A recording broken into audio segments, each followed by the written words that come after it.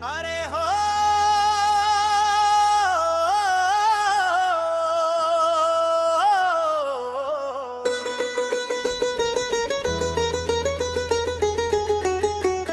करपी नगरी आज सजीले बा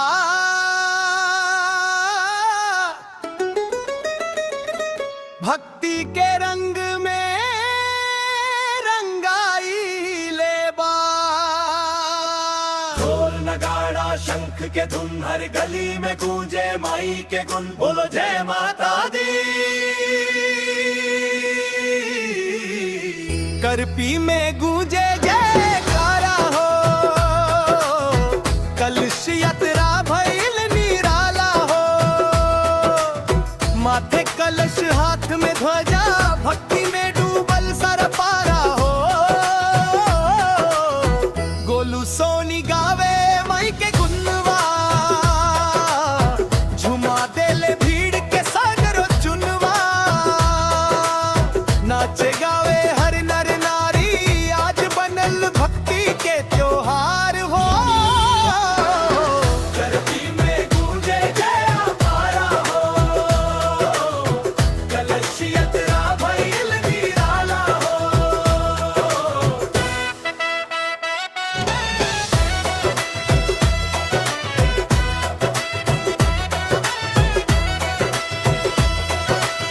सुबह सुबह जब भइल उजाला, निकसल टोली लेके ललकारा। काल चुनरिया माथे सकीले, हर चेहरा पे चमके उजियारा। गांव गांव से लोग जुटाई, मैया के दर्शन खातिर आई। बच्चा बूढ़ सब भइले मगन,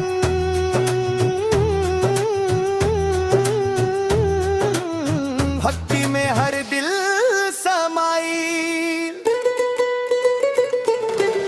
ढोल के थाप पे नाचे कांवड़िया, शंख के धुन में बाजे बंसुरिया। जय जयकार गूंजे चारों ओर, जैसे खुल गई स्वर्ग के डोर।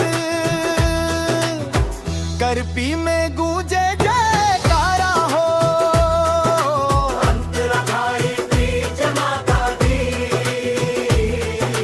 हर कोई बोले जय माता दी।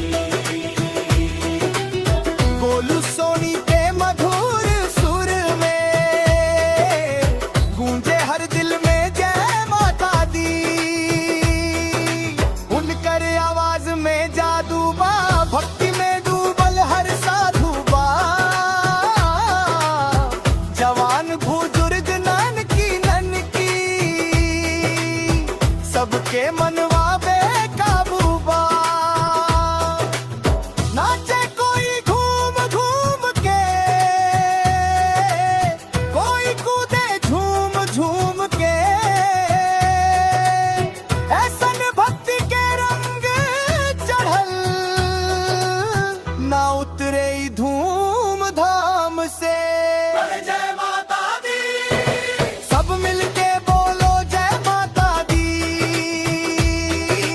करपी वाली माई की, कलशधारी भक्तन की। मैया के कृपा जब बरसे, सूखल भाग भी हरियर हो जाला।